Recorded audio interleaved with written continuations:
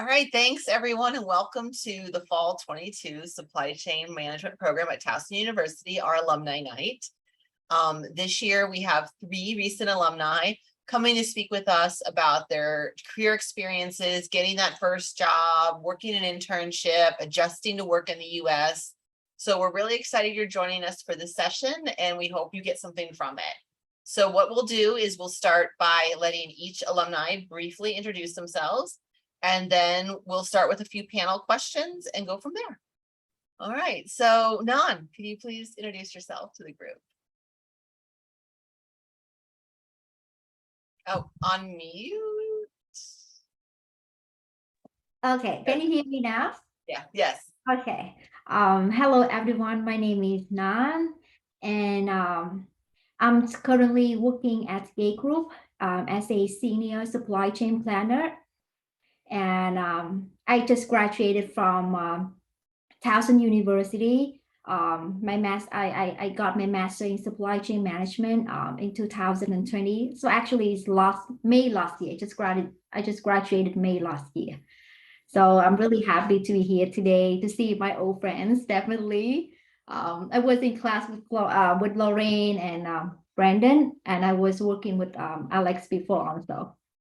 And it's really nice to meet you again, Natalie, today. So I hope that I can bring good information and sharing from my own experience when I'm, study at Towson University and my current working experience also. Great. Yeah. Lorraine, can you please tell us a little about yourself? Hello, everybody. My name's Lorraine Black. Honestly, I forgot when I graduated the supply chain management program. I feel like it was 2020. Okay. It was, yeah. You graduated one semester before me. Yeah, so in September 2019. Okay. And currently I am the space project and supply chain administrator for a federal contractor who's Jacobs. And yes, I did the supply chain management program with Nan. And I don't think I see anyone else that I had class with. But yeah, I'm happy to bring my experience here today. Thanks, Lorraine. And Brandon, tell us a little bit about yourself, please. Hey everyone, Brandon Pauls. I graduated about actually exactly a year ago from the master's degree program, supply chain management at Towson. Currently a commodity manager for a company called ST Engineering, which is build a lot of the aircraft nacelles and engines for a lot of the Airbus and Boeing planes you'll be flying on when you travel. Before that, I was with Honeywell in procurement and sourcing as well. So really got a lot out of the program, and hopefully I can give some good advice and good knowledge back to some of the folks just starting. Excellent, great. All right, so we'll talk a little bit about your experiences, and then we'll go from there and see if there's any questions from those who are logged in. Okay, so what is your current, we talked a little bit about your current position already in the introduction. So how did the Towson University program in supply chain prepare you for your career, and what skills did you find most useful during the program? So either one can start. Yeah, I guess I can start. I'm not on mute, so I'll kick off. So a lot of one of the great things with the program, and it was a lot of what I was doing every day at work was then backed up and taught even more so during classes. So a lot of it was kind of just to back the knowledge that I was learning on the day-to-day job, and to see that in a classroom setting and get that baseline experience. A lot of the class, obviously I'm in procurement and sourcing, so there's a sourcing class, which was awesome for me to really go in and see how some other organizations do some things, get that knowledge and experience of peers, and also my professor there to see how things work. I think Professor Bushman was my professor for that class. So and she was at McCormick, probably still is. So yeah, I mean, just a lot of experience there. But just to also get the well-rounded view of the entire supply chains. Obviously, I'm only a part of the sourcing, procurement, purchasing side, but to see the logistics side into play, see a lot of the other aspects that I'm not as much involved in, to have that well-rounded knowledge was extremely helpful with all the courses, and to have that background knowledge is, especially in my job, I have to speak to a lot of folks who in those different departments and in those different roles, and I have that knowledge to be able to ask the right questions to have an understanding of what they're doing on a day-to-day basis, and not just be oblivious, right, to what's going on. So to have that baseline understanding, it allows me to have I guess, an edge over others who are in a similar role as me. And it's one of the things I think this program did the most for me, is just give that little bit of an edge, a little bit of that background knowledge into a lot of different matters around the supply chain world. Excellent. Nan, do you want to go next, please?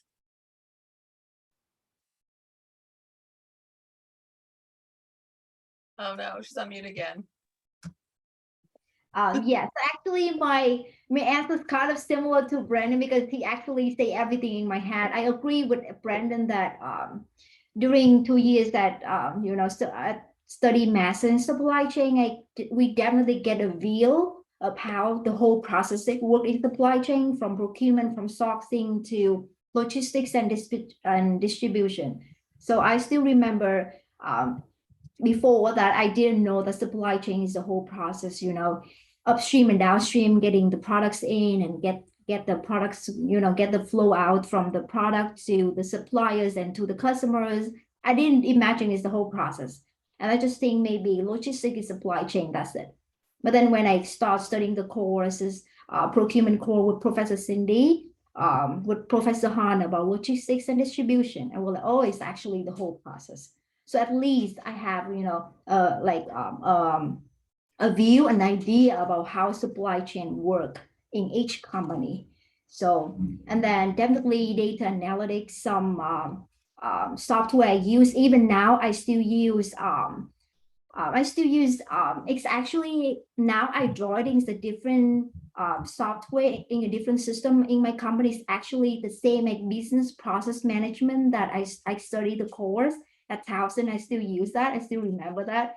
And definitely I use this as a tool when I went for the interview with my company too. So it's really helpful.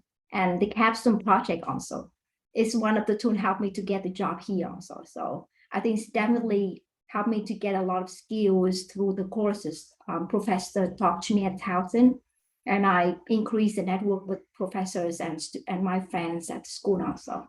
This is really a great experience. It's actually a life-changing experience for me, honestly. Yeah. Great. And then Lorraine, tell us a little bit. I hate to piggyback again off of what Brandon said, but he pretty much took the words out of my mouth. So as the space project and supply chain administrator, I really just focus on procurement for the engineers and program managers for various projects. So they could need hardware, they could need metal, they could need, like, usually it's some random bolt that looks like it's from IKEA that I have no clue what it is. So really, I'm just buying stuff. I don't even know what it is. So I think that really the procurement course, I believe I had mine with Professor Porterfield Tobin. It allows me to have a better conversation with the program managers and engineers about what they need specifically, because well, for me specifically, it's like time, cost, and compliance are the most important things, like lead time. So what they find important and how quickly they need the item, the paperwork or conformance paperwork or whatever that they need in order to come with the item is important. So really, it just gave me the foundation to communicate with the program managers and engineers better in order to support the program better, which makes me feel better because it makes me feel like I'm doing my job the right way. Yeah, and I think Nan answered the second question a little bit about the program helping you find that first position after graduation. And you mentioned your 881 and things like that, Nan. So is there anything Lorraine and Brandon would like to add about getting that first position and how that coursework might have helped you? Sure. So I'd like to begin that Nan and I were graduate assistants for the supply chain management program. So through that, we had the opportunity to present in like a case competition, very sporadically. It was very fun though. A supply chain management guy, Angela, what is it, Jakowski, was she was a judge for the case competition, and Dawn and I were performing, and she was impressed with our performance and our presentation. So she gave me her card, and I reached out to her, and she told me that this was my previous position, Shapiro, which is a freight forwarder, had a position open as a global logistics specialist. So that's how I got my first position within the supply chain, was from a supply chain management alumni. Yeah, and I guess my background and how I got a position to start off is a little different. My first role with Honeywell at the time, basically the main reason I got hired is because the manager was my neighbor. So that kind of led me into the supply chain world. I guess I was kind of the opposite, where I got into those supply chain roles and then found the program to enforce that and to make it better. But I will say, actually right after I graduated, 2 weeks later, there was an opening for a supervisor role within our purchasing team, and the degree I think was a big part of me be able to have the edge to get that position.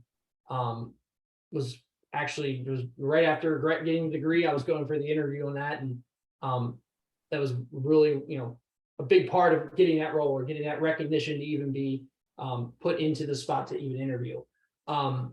And then also a couple months later, obviously decided to go take a new position elsewhere. That was a big part of them even wanting to pick up my resume and go, let's talk to this guy.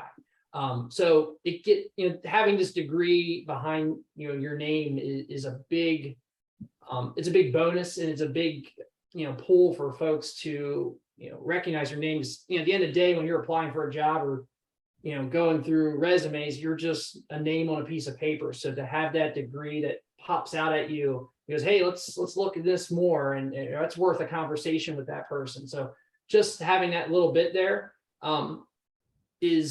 makes this entire process, all the work you're going to be doing, well worth it, because it gives you that opportunity to get that job and even be recognized. And obviously everyone in this program is very talented, very smart, and very capable. So a lot of times, once you get the opportunity to get the interview or get the chance to talk to that place, probably for a lot of us, you're going to get the opportunity to get the job. So just having that degree behind your name, I think, is the biggest part and the biggest bonus of everything we're doing here.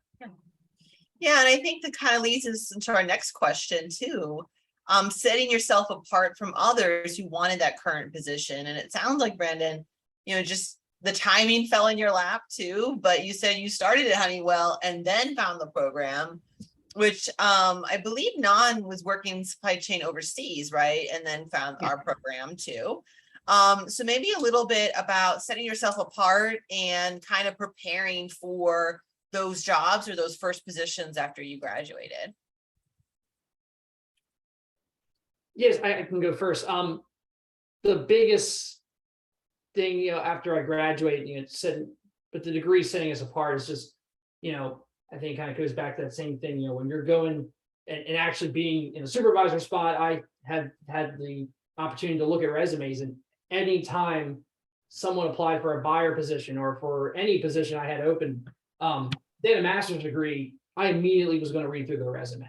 It could have been the worst resume in God's creation, but I was going to read that thing because that person was willing to put in the effort, willing to put in the time.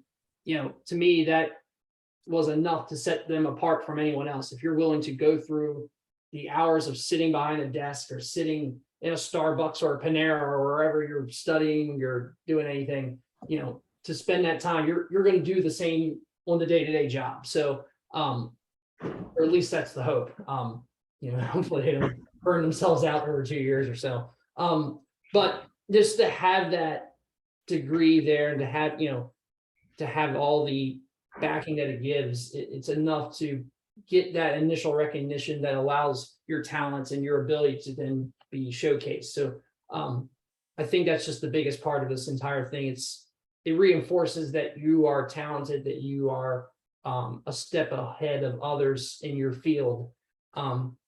And it allows you to get that first initial foot in the door where you may be skipped over, even though you probably don't deserve to be skipped over, but just because there are others who maybe had more than you did on their piece of paper that's put in front of someone. So that's it kind of stinks, because at the end of the day, when people are hiring and going through it, you're just a name on a piece of paper at first until they get to know you. But when you have things like a supply chain management master's degree and all the accolades that come with it, it's enough to just get that foot in the door, to get that first opportunity, to then allow your talents to keep going from there. Yeah. I definitely agree with Brandon. I feel like a lot of the times, well, I feel like in the supply chain industry, like the whole supply chain term is new to a lot of companies. So having the supply chain management master's degree on your resume on this piece of paper, like Brandon said, is just like the key to get your foot in the door. They're like, we didn't even know what this was like a couple of years ago, but she has a master's in it. This is great. Let's talk to her.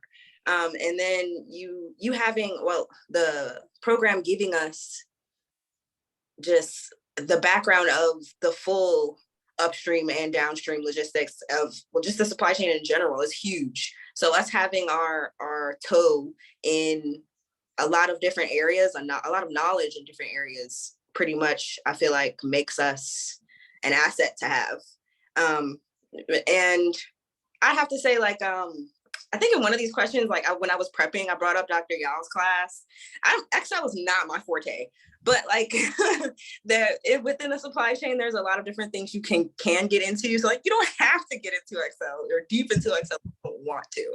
So like the supply chain management program being so broad within the interview process, it allows you to have a lot of things to talk about as well.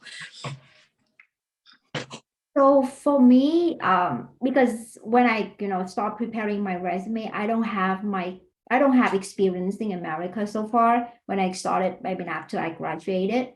But I do have experience working overseas in logistics before, but it's still overseas experience, Sometimes I have to say that honestly, the hiring manager sometimes are looking for people who have experience in America. So I'm just be honest. So, but to me, I think one of the plus point for me is because of the capstone project.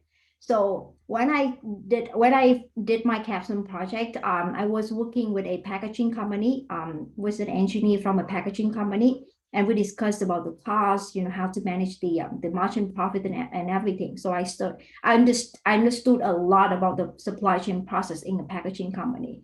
So I did put that in my resume also. And then I noticed that I have went through a lot of like interviews with a lot of company, definitely. And then they all asked me about my capstone project. And that is where I start, bragging about my capstone. What did I do? And I didn't talk so much about my capstone, but I told them about what results I learned from the capstone project. And it's like realistic experience from someone working in packaging company. So even I remember I had an interview with a company in Los Angeles, and I actually got accepted from them. And they asked me about my capstone project, and it's also a packaging company too. And I say, this company, they decrease their profit margin just to satisfy their customers during the COVID time. And they even say, really, everybody start asking me about that question. They are all surprised about what I figure out through my capstone project. So don't worry if you don't have experience, working experience when you first started. Just bring on the table, your knowledge you get from your capstone project. Please do it seriously. The capstone project, put more effort on it, and definitely some skill and your interview attitude also. I was talking with a hiring manager at my current company, and she also my friend too. And we was talking, and she told me that during her, her time working at the company, even though there are a lot of people who have a lot of skills, a lot of experience, and a lot of work experience, years of working, but when that candidate doesn't have like a good attitude when they come to the interviews, the chances are really low for them to get to the second round or the next round. So just be yourself, bring yourself to the table, and understand about supply chain. Definitely not a zero knowledge. It's not good. And then show them your capstone project, what you really learn about real working experience, even though you don't have working experience, that's fine too. And then you're gonna get a gem. Yeah. And I think what's interesting too about capstone, if you're watching the video right later and you don't know what capstone is, right? It's an opportunity in last semester or second to last semester in the program to apply the knowledge start to finish on a project. And I really like the fact, Nan, that you added that to your resume, because that is a project that you had and owned from start to finish. So even though you might not have had the US work experience or an internship or things like that, you could show that you managed the entire project from start to finish and the entire piece and owned it. And I think that's really great that you added that to your resume and, show those skills and that opportunity that you had. Yeah. Okay. So next question. What does a typical day look like in your job? Well, so typically, so now I am currently a supply chain planner. So I handling sourcing and purchasing for from my company side. So my company actually we do catering food for airlines. So we have a lot of customers like actually airlines. And then I start my day, checking the reports, seeing the forecast, check the inventory, manage inventory, and like human communication definitely, and a lot of data analytics and number involved in inventory management and purchasing definitely. And then a lot of meetings. And then, yeah, I think that's how my days like a lot of meetings, numbers, and human interaction and communication to finish my work. Yeah. For me, and I love meetings is the death of me, I think. But it's my role being sourcing and procurement. A lot of my day is supplier negotiation, contract dispute settlement, which has been actually the past 3 days of my life, basically sitting in a room with another supplier and arguing over contracts that we disagree on. So a lot of communication and a lot of talking. If you get into a procurement sourcing role, I'd say 90 to 95% of your day, if you're doing the job well, is talking on the phone or just talking and communicating in general. Because I've always found that, emails are good for little things, but at the end of the day, if you want to get something done, you got to pick up the phone, or you got to even sometimes go out. Next week, I'll be traveling to the same supplier that I just argued with the past 3 days.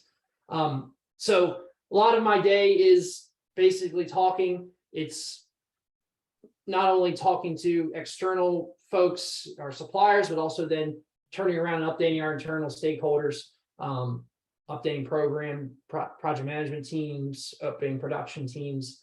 I'd say just as many meetings with the internal folks than it is external.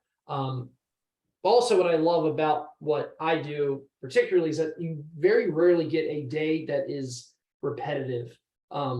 Something new is happening every day, especially in the crazy world we live in now. There's always some giant disaster happening that you need to jump on. So a lot of problem solving, a lot of coming up with out of the box solutions, and just generally though, just a lot of communicating. I think that's the biggest part of my day is basically on the phone or in a Zoom call, talking to folks and trying to get things done.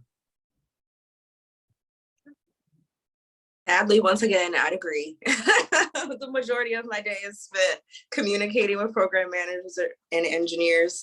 Really, it's important for my procurement on my side, with any, it's important to know what they need. Again, the specifications, like, I don't know, if they need us like a hardware that's like, I don't know, 0.5 of an inch, and we don't order that, we order another specification, that we could just, I don't know, delay the whole project. So again, communication is really important. Follow up in email is really important. Like Brandon said, talking on the phone does help get things done a lot more quickly, especially with external suppliers. I feel like just making sure that everybody's on the same page with the terminology that your company uses versus what their company uses, just making sure.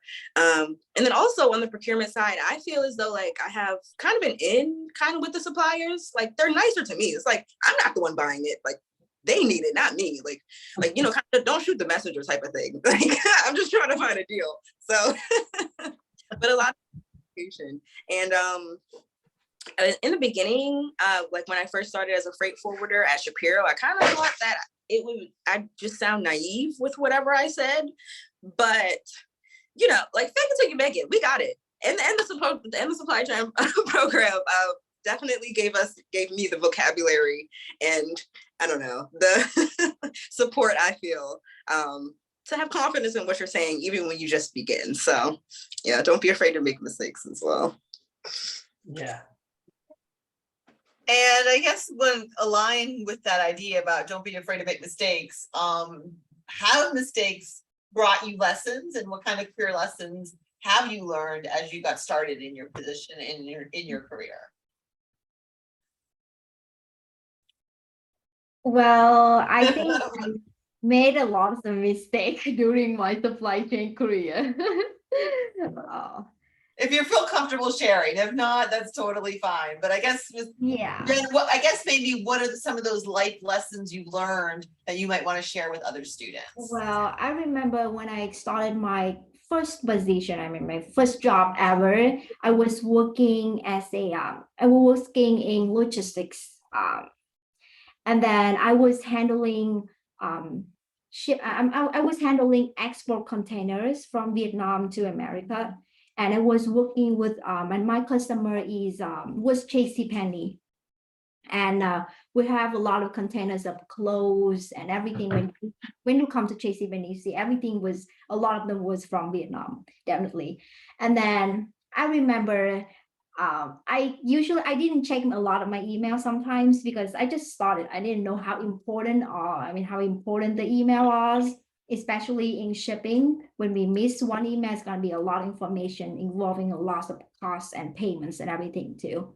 I remember that container is supposed to ship to Los Angeles because different products, they have different code, and we have to manage the code based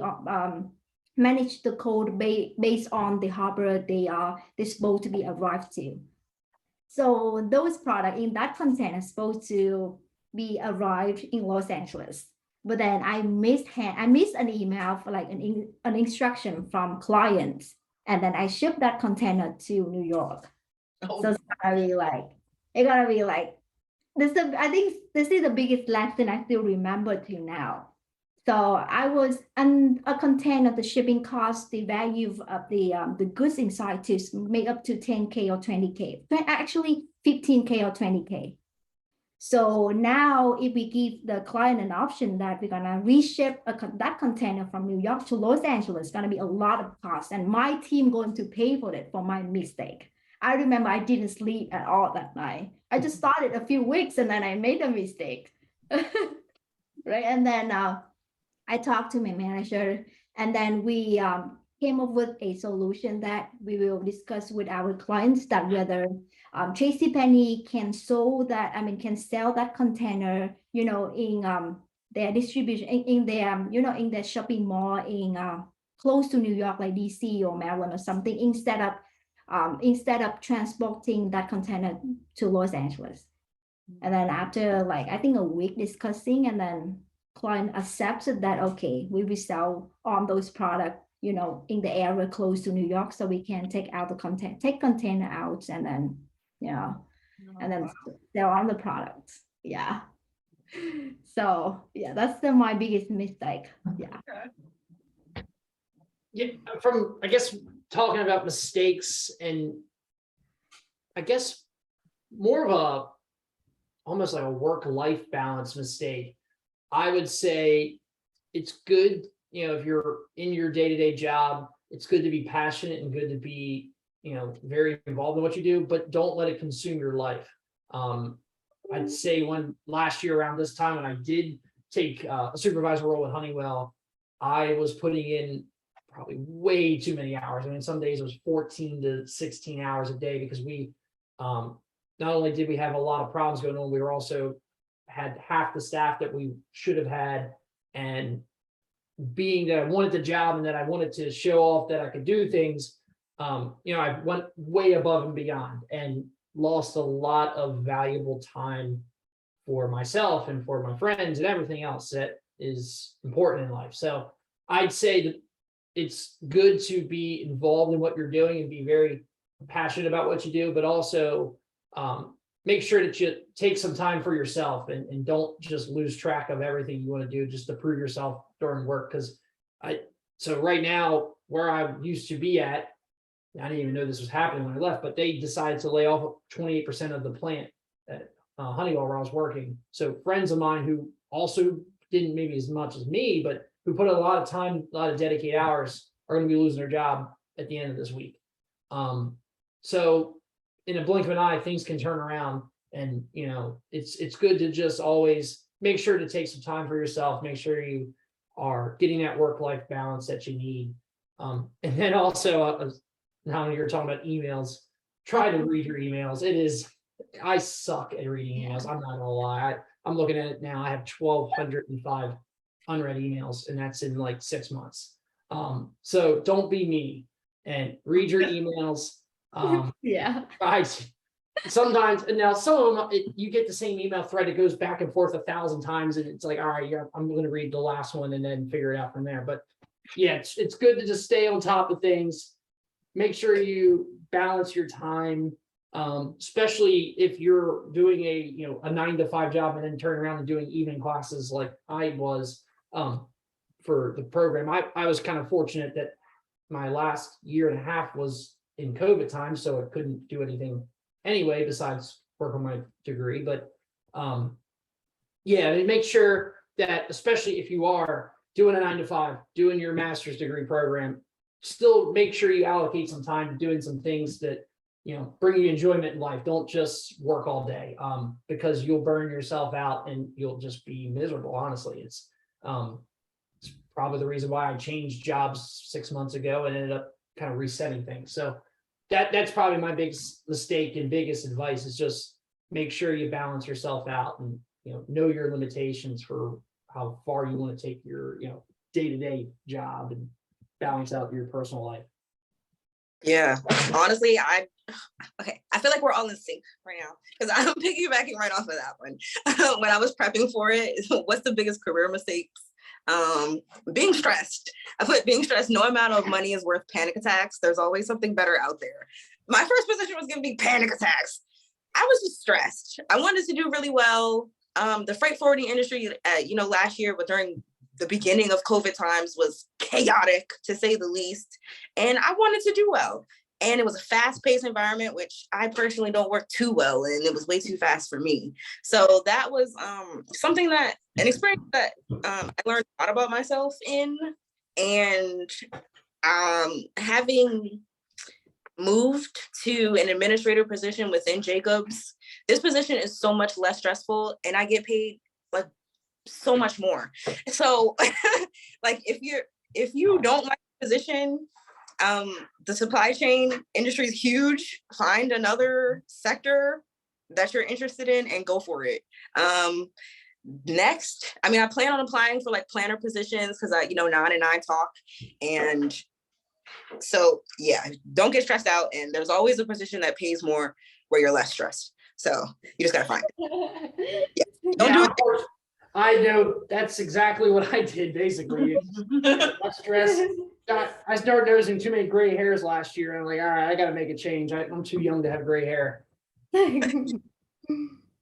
Well, it's funny that we kind of went down this path, because my next question was going to be about advancing in your career field, right? And Lorraine and Brandon have already spoken to this idea of moving on to larger positions and growing. And I know Nan has kind of, switched some positions too. So tell us a little bit about how you advance and what you feel help you define success, basically. Yeah, I mean, in terms of advancing your day-to-day, one of the things that I've always, and it kind of stinks, but it is part of the job, is sometimes if you want the next position, you almost have to do parts of the role before you get the position. And, for example, I was doing the supervisor role at Honeywell for, we had our manager leave, and there was about a 2-month period where between when I was officially promoted and the other manager leaving, where I was filling the role, doing all the day-to-day work, but obviously I was just a buyer in title and also compensation. But one of the things I'd say is don't be afraid to step up. Sometimes I'd even say don't even ask permission to step up, just go do it. Go prove yourself. And one advice I'd always say is your manager or whoever can always tell you to do less. But push forward, ask where you can get an opportunity to do something, ask where, if you can, sometimes I will, in my new role here, when I was new, I asked to just sit in on meetings, or just, hey, let me get a chance to just listen into what you're talking about, because even though it may not be something I want to do, but maybe a year or two from now, it is something I want to do, and I want to have that baseline knowledge. So take it, opportunity to capture any, chance you get to do a little bit more, and to see a different role in action. And also, ask to shadow folks. I will sometimes go around and ask a coworker or a manager, hey, let me just see what you're doing, because I want to know what your job kind of entails. So don't be afraid to ask for that. It's something that's, I think, has been a big help for me. It's just not walking over to someone and say, hey, what do you do? And I want to know. So don't be afraid to ask questions. Don't be afraid to ask for, also ask for help, because, if you're just digging yourself a hole, you're not going to ever advance your career. So, and I would always generally say that folks in management, at least if they're good managers or good leaders, they're going to want to help you. They're not going to want to just not help you. They don't want you to be a terrible employee, because that means they got to do more work.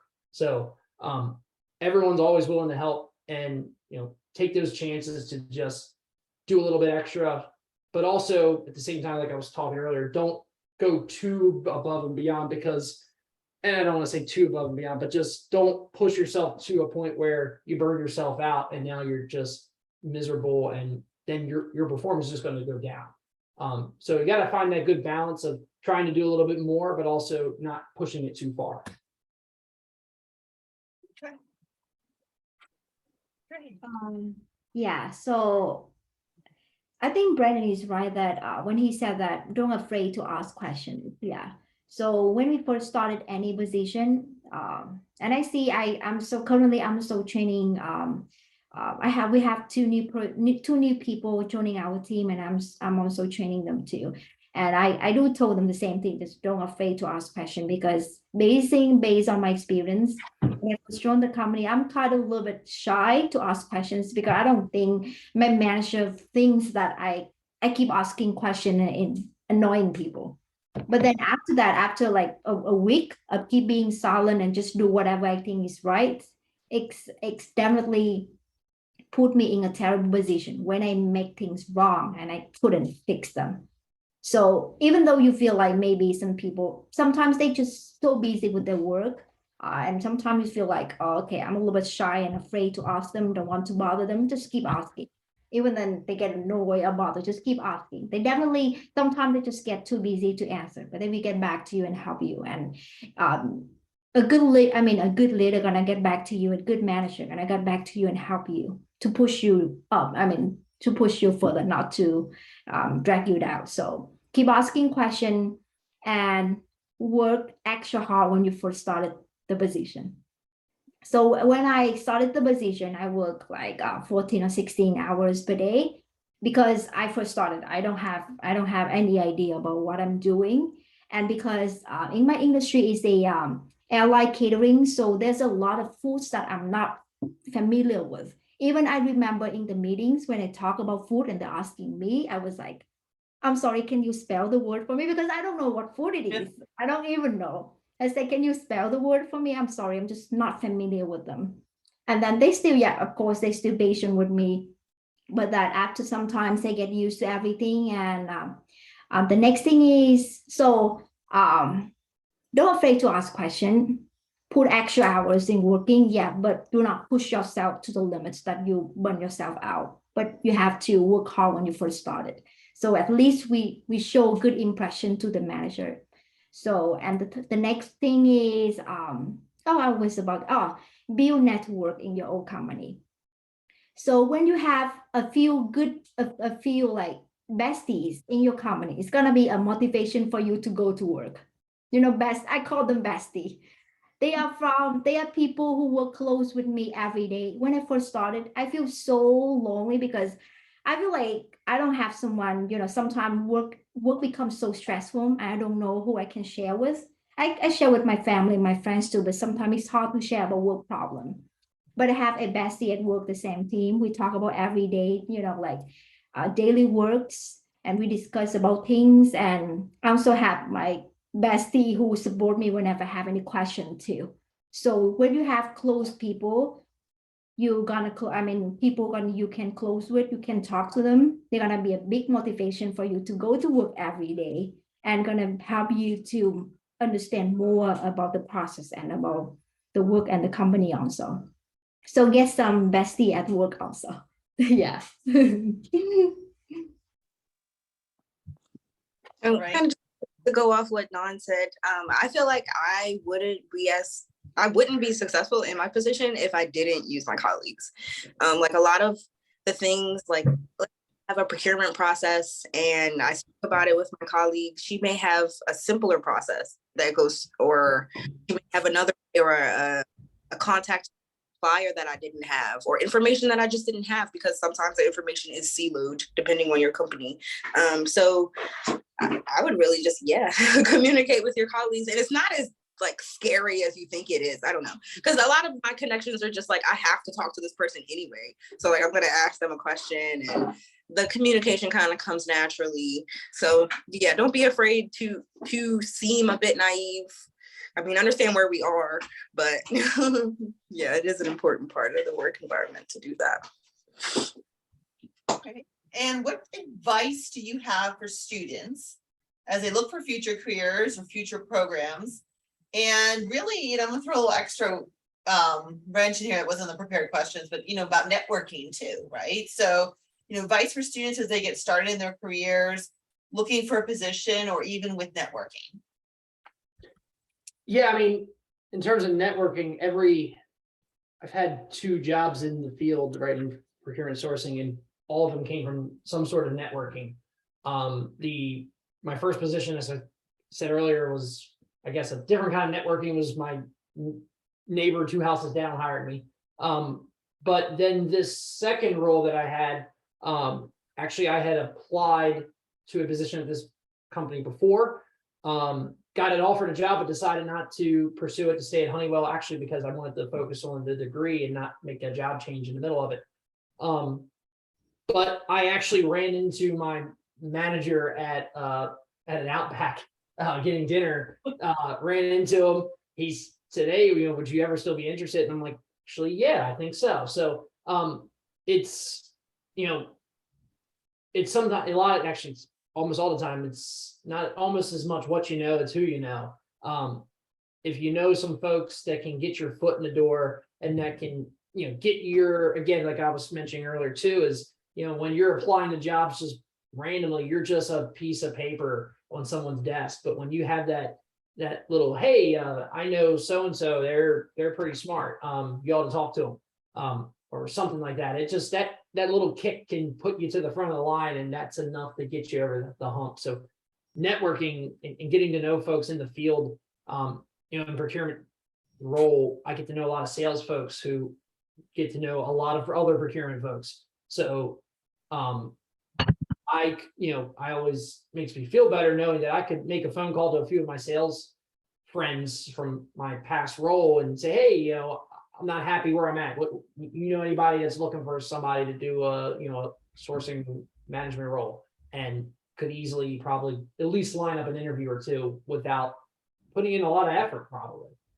So just having those folks in the field, and I like Nana, you were talking about work besties, because actually I still talk to a lot of the folks from my last role, or some of actually my good friends, probably closer than some friends from high school and college and everything else. So yeah, and then in my new role, yeah, I have they make fun of me and this other guy because we were like two peas in a pod. They always walk around all day.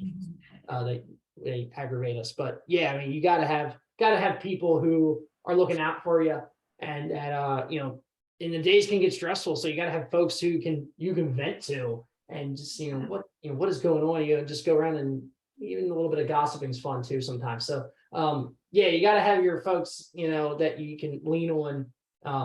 I'm very fortunate in my role that I can lean on my manager.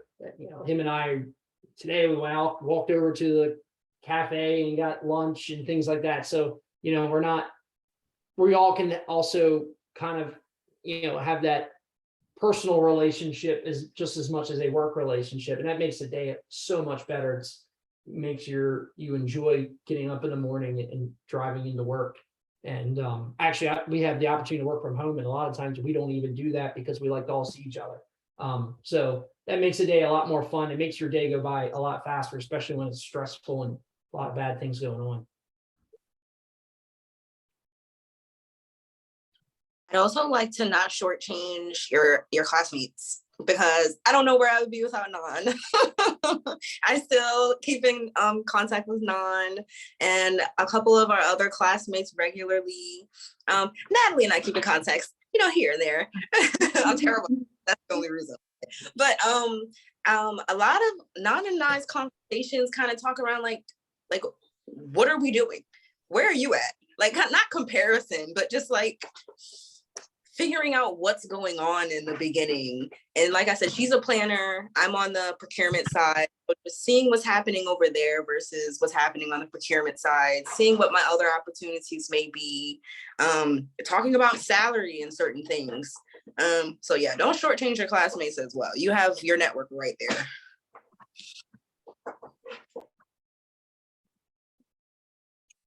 All right, and we're getting close to the top of the hour, so I will ask one more question for tonight.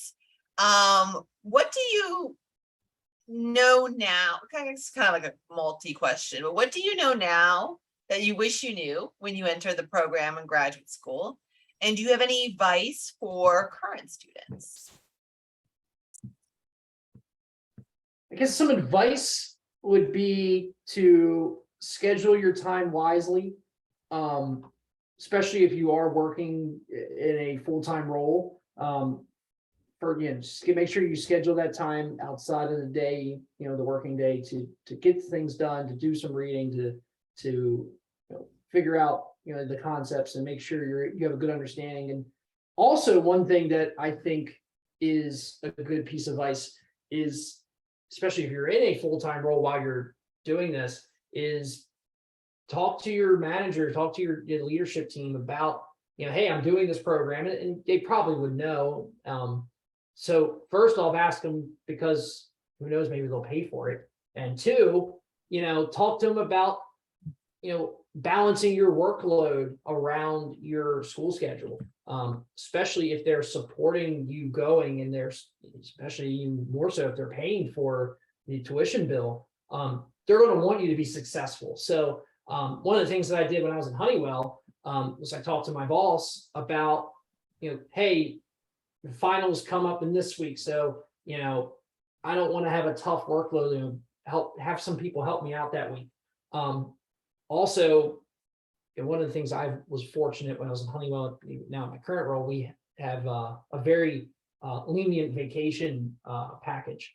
So I was able to use some vacation days to and work with my manager to schedule that free time to allow me to, get things done, to catch up on work, especially when I was in the capstone project time. I took off about 4 days, I believe, up, throughout just the semester, just to work on my capstone, because I just needed a day to sit there and do it. And probably being that we were working at home at the time, I'd say I was using even days that I wasn't off to do that, where I would communicate to my boss, hey, I'm not going to take off, I'm available, but I'm kind of light on work, I'm going to work on my schoolwork. So just be upfront with your folks at work.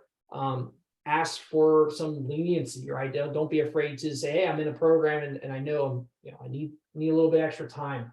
And I would say a good manager, a good leader is going to want to give you that because they want you to complete the program successfully. So yeah, don't be afraid to ask that, and don't, make sure you schedule that time wisely, and don't, overload yourself trying to get everything done at once. From my side, I do believe that during two years at Towson, I did try my best. I was also a graduate assistant, so I joined a lot of activities in the department. I definitely have a lot of friends and good network with professors too. So just one of my advice, I know that we are on trying to build the networking on LinkedIn, friends and everyone, but don't forget about classmates and professors. They are really helpful. I did get a lot of help from professors, Professor Natalie, Professor Stella, Professor Cindy, and Professor Yao here too also. And those are the one I reached out first when I asked for career advice for someone who just started the first job in America. I still remember when I have the job description from the company I'm working for, I called Professor Cindy and I told her, even though I already graduated, I called her Professor Cindy and I told her that I don't understand about the job description and I need your help. And yeah, definitely she helped me to get the job. To get the job, go through the interview, definitely, because she helped me, explain the position and everything too. So yeah, your classmate, your professor are gonna be, they're gonna the most like precious people at Towson too. And regarding to the courses you study at Towson, I understand that sometimes a lot of math and writings and everything too. But just one thing, just pick the core points you get from the course for each course. What I meant is, for example, business process management course from Professor Stella. She taught just a lot of things, and definitely I cannot remember everything in business process management course. There are a lot of things, but one thing I learned about how to draw about the process, and I understand it myself. So I applied to my job, and from the capstone project, a lot of results, a lot of things. Just pick out a few things you really understand it, and you can relate them, and you can relate that result to supply chain. So you can understand the core process of supply chain. Bring that to the interviews and bring that to your work. We study a lot of data analytics from Professor Yao class too. A lot of math, I still remember a lot of software, SAP and everything too. But understand when do we need to use the math in distribution to make the distribution and the roads and everything more effective. Understand about the core. Why do we need to study that? Then you will understand more about supply chain. And it's gonna be really good experience and knowledge for you when you come for the interview. Yeah. That's from my viewpoint. Yeah. All right. Let's see, from my side. So I attended Towson and got my bachelor's degree, and then I just went directly on into the master's program. So I'm not sure if any of you are in the BSMS program, but I'm just gonna toot the Career Center's horn because I did a lot of just mock interviews, because I feel like a lot of times we're just afraid. So I did a lot of mock interviews to just get the nerves out. There's just another person asking me questions.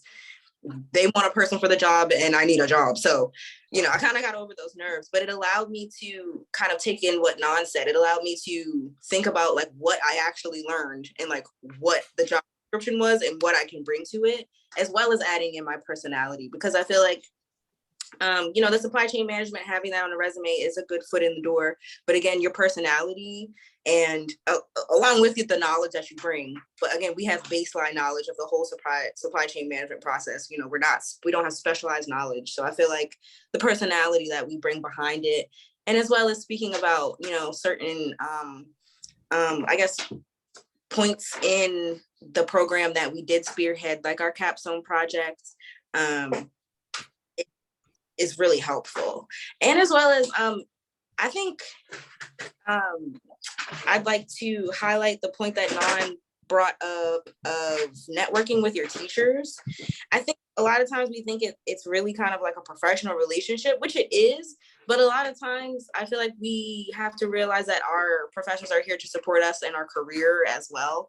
And that has to do with like emotions, mental health, a lot of other things. So finding, you know, a professor in a safe space, or even if it's a classmate, is important as well. Because yeah, there's a lot of technical knowledge, but you know, I don't know, your emotions get into it too. So having that emotional support there from somebody who understands the industry is really important. So I've been really, really grateful to have Natalie as that for me. So I would definitely promote you guys finding like a mentor in that case.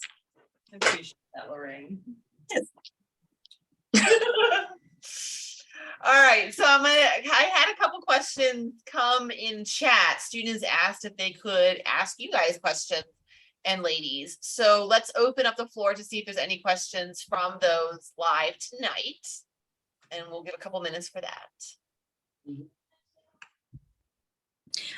I do have a question. I joined a little late. I want to ask how the pandemic have impacted your the company you work with in terms of supply chain, and how your company, your team has been handled it.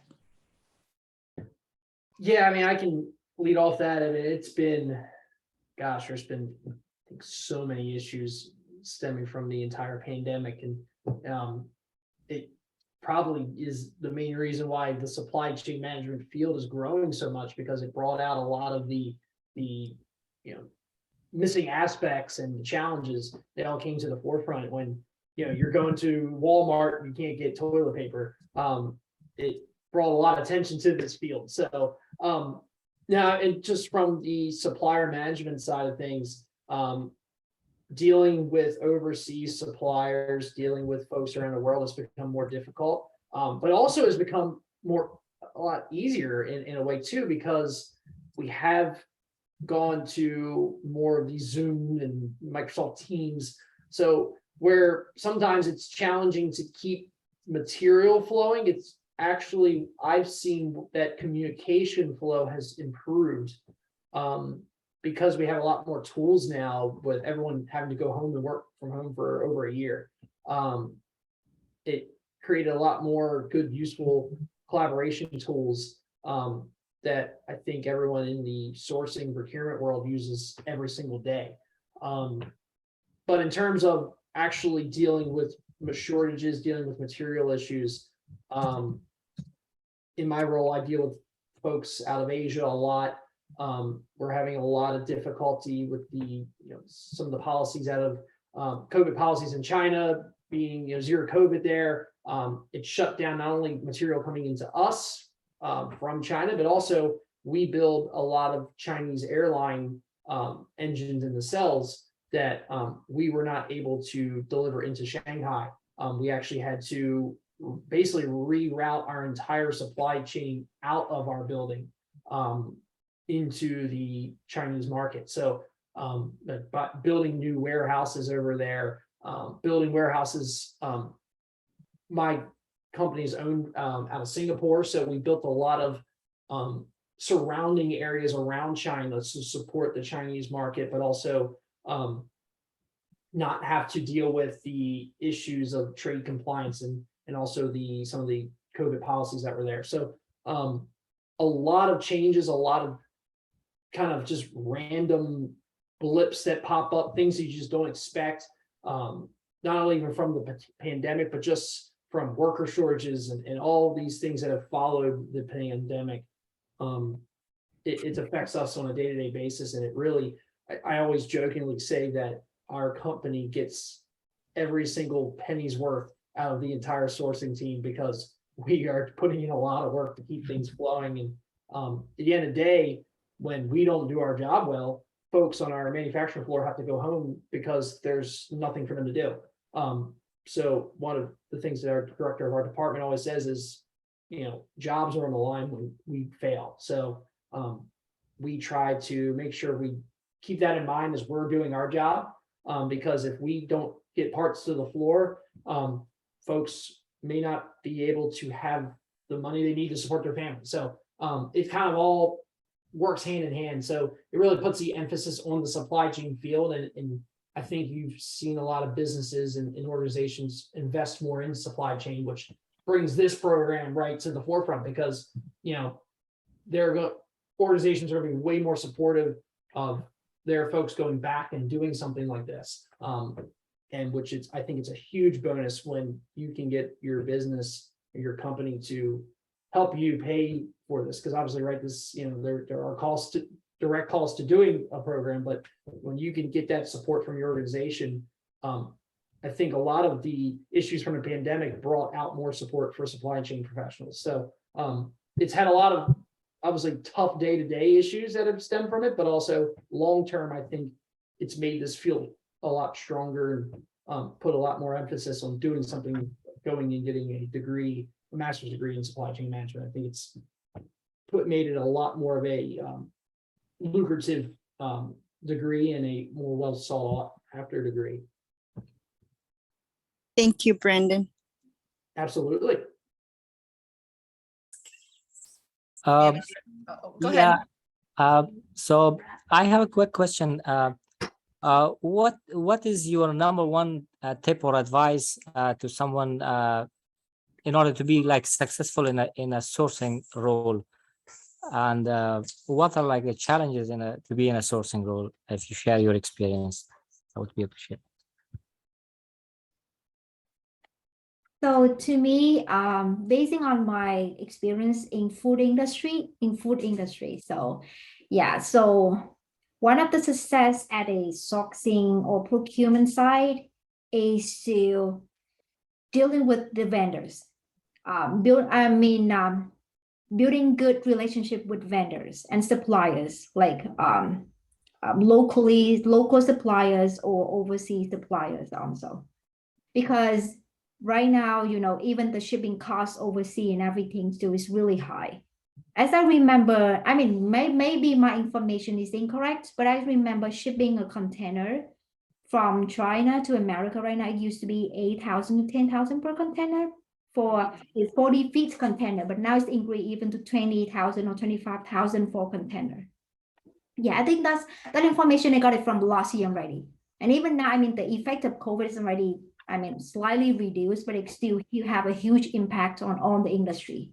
And especially in our food industry, and we do catering for airlines, so we have flights every day. And we also struggle to find the food, even the cake and everything on the airplane too. It's really hard to find the sauce. And I do feel like suppliers definitely have a lot of customers. So who's gonna pay them more, who can have more relationship, everything, they're gonna get the product first. They're gonna first get the first step to receive the shipment first. So I do see that sometimes, of course, we are not willing to pay like 3 or 5 times the cost to just get the product. So how can we get the profit also? So based on the long-term relationship, how we handle our vendors, suppliers, how we build the trust with them, at least we're gonna get a ticket to get the shipment first. So yeah, have a good and long-term relationship with the suppliers and dealing with the costing, at least give them a reasonable price, the cost and everything too. Then you're gonna be, of course, there's many reasons too, but gonna be, I think it's two factors: building long-term relationship, building trust, and reasonable price gonna help you to get a ticket to get the products first. Yeah. Thank you so much, Nan. I appreciate it. Any other questions from students? For those on the call, even faculty members on the call, any other questions? Yeah, I have a question. Thank you, Natalie. Sure. Yeah, so my question is, some of you mentioned that you work in the procurement side for your company. And I just wanted to know, do you use a specific system for procurement? And if so, what kind of system do you use? And did you have any knowledge of using that system, or were you familiar with using the system before you start working with the company? And I'm asking that question because I have some students who sometimes they come across jobs and they wouldn't apply for these jobs because they require specific types of, or they require familiarity with systems. And I just want to know your experience if you encounter something like that and how dealt with, using a new system.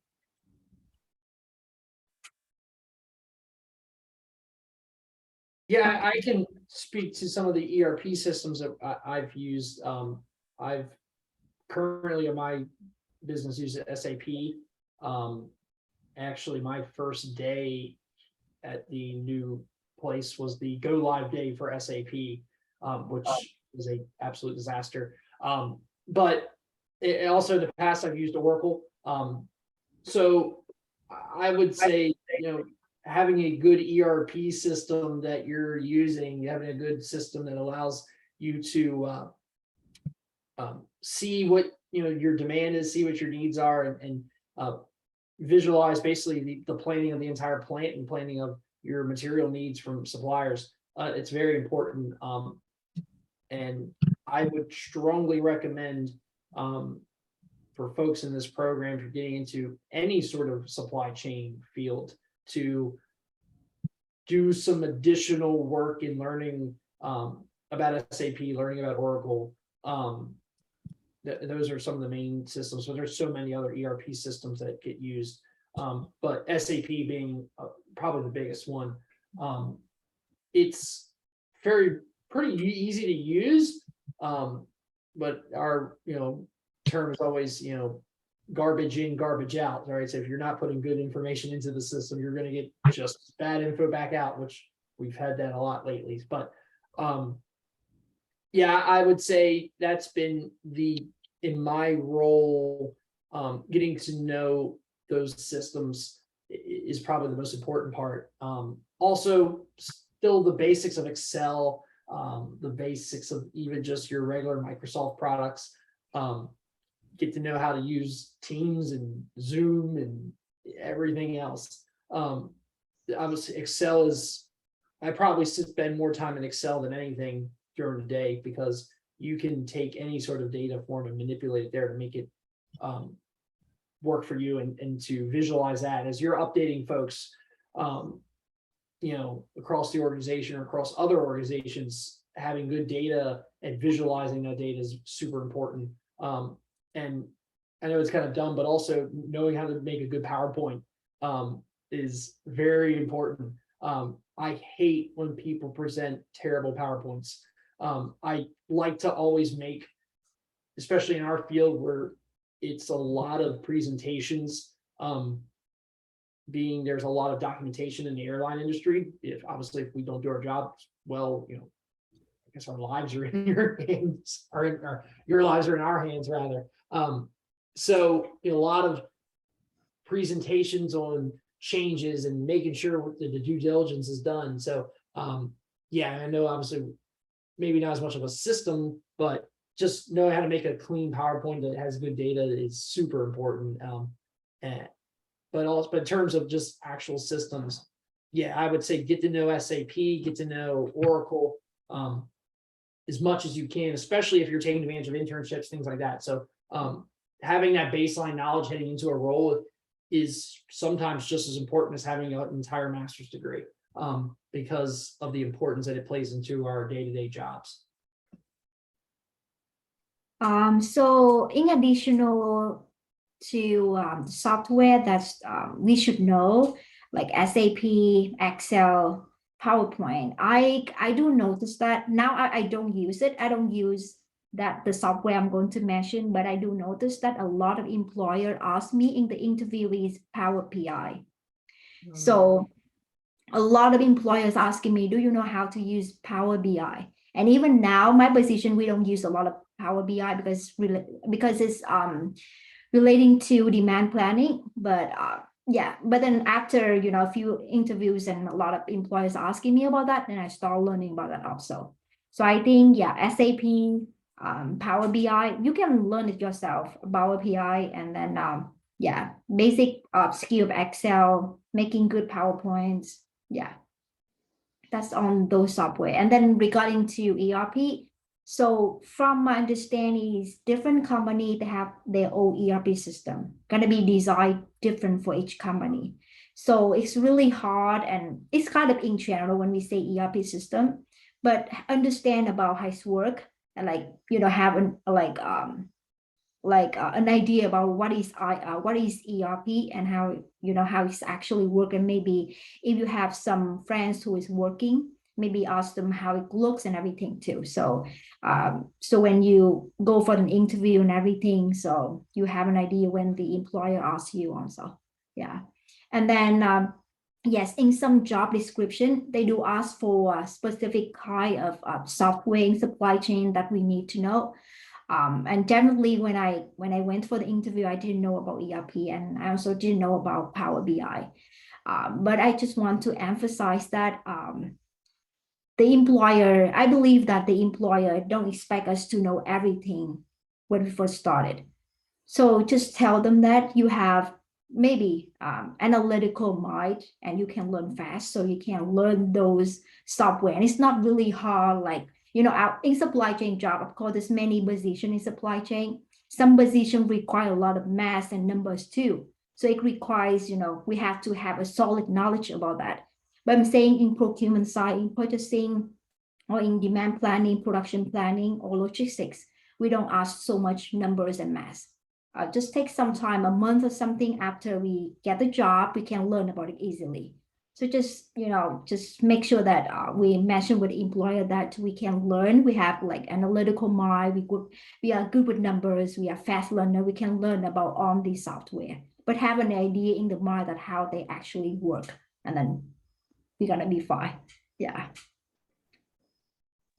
Yeah. So from my side, I do not. Well, since Jacobs is kind of in its infancy of like in the procurement arena, so their processes aren't very effective. So they're they're using a software called Mini MRP, but it really just manages our inventory. It doesn't really have anything to do with demand or anything like that. It really just says what we have in inventory, what we bought, and what people have taken from it.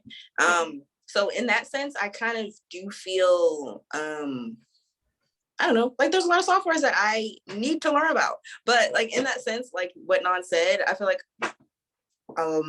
jobs don't expect us to come in with 100% of the knowledge of the software. And we do have a lot of resources. So if you do, I'm not sure if Towson allows a lot of LinkedIn learnings, but honestly, a lot of LinkedIn learnings provide me with a lot of basis of the knowledge that I can speak on in interviews to make it sound like I know just enough about it. You just got to teach me, you know, how to use it in the way that you want me to use it. That's about it. So like, and I feel like having the master's degree does say that we're teachable. Like we know something about it. You just got to help us, you know, put it into action pretty much. So, and like I said, even in my position, I use a very basic ERP system. We don't even use it in the procurement side. So they're trying to use PeopleSoft, I think. I think they're trying to get to Oracle, but I think it'll be a while. Thank you very much for your input. It's actually very useful to us. And as you all probably know that we do have a program at our department, which is Business Systems and Processes. And we offer classes that allow our students to gain experience on using SAP and even conduct some analysis using SAP. And I'm going to take this opportunity and let you know that we have very bright students. They have really good skills. And if your company offer any type of internships, please let me know. I actually teach one of these classes. I teach SAB simulations and applications. And I would really appreciate it if you guys just let us know if there is internship opportunities or jobs at your company. Yes. Yeah, and sorry, but yeah, I was just basically gonna say too. Oh, no, were you about to speak? Yeah, I just gonna say that. So before this event, I did reach out to the HR of my company, and I did ask which positions opening, and I made a slide, but I will share at the end of today about the position that we are opening, and this position is not posted yet. So just send email, just send email directly to the hiring manager at my company and my teams now. We are currently looking for 2 planners, supply chain planners. So the company is based in Western Virginia. So hope we'll see one of Towson, Towson student or Towson friend will join my team soon.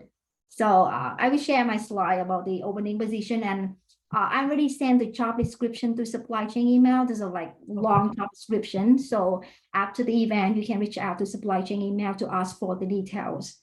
Yeah. Yeah, no, and do you want to share that now? Because after you share, I'm going to talk a little bit about the program itself too. Yes, Yeah, definitely. so while you're sharing, I'm not sure where is my sharing screen. it Okay, should be on the screen. I bottom. see it here.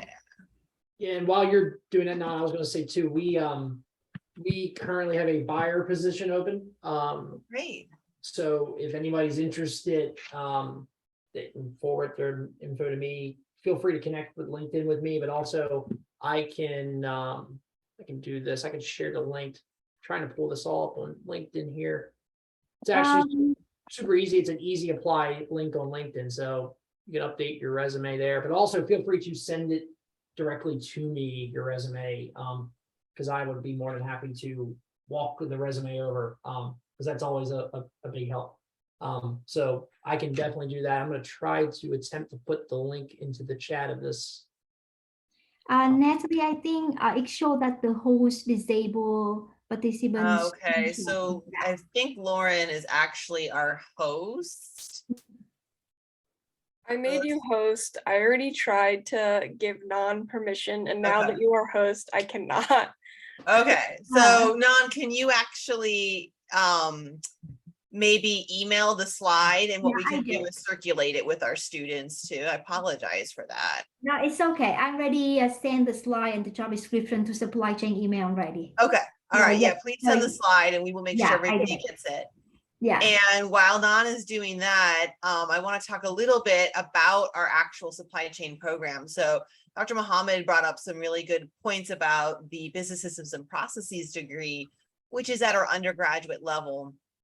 But we have 2 programs in supply chain. So we have this combined program in supply chain and your business administration degree. And that is not just business administration. You can be business systems and processes and combine it with supply chain. You can be econ, you can be business analytics. Pretty much any undergraduate degree at Towson can be combined in some form with the supply chain management master's degree. There's a little video here, which I'm not going to play as it won't come across well on the Zoom. But if you land on our page here, and how do you land on our page? You can go to towson.edu/SCM.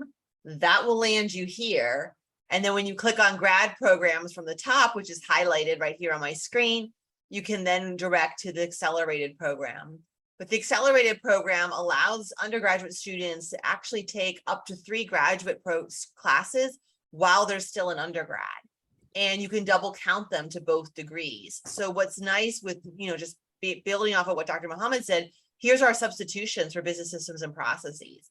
We have a lot of plans in place with your business administration or other degrees as well, to come up with a course plan and get that jump start, and you can complete your degree in less time. If you're graduating soon or the BSMS might not feel like it's about the best fit for you, our traditional master's degree is here. Again, towson.edu/SCM.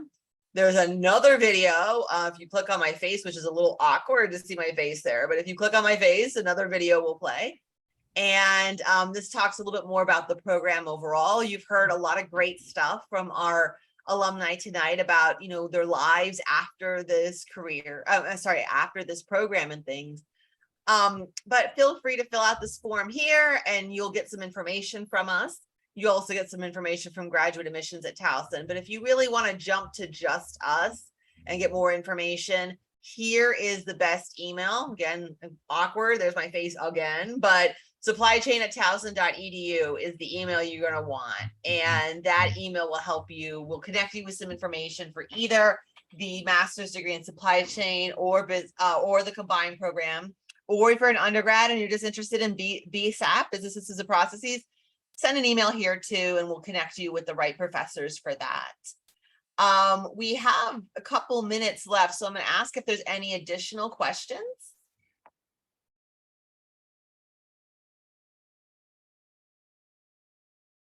Okay. At this point, I'm going to pause the recording and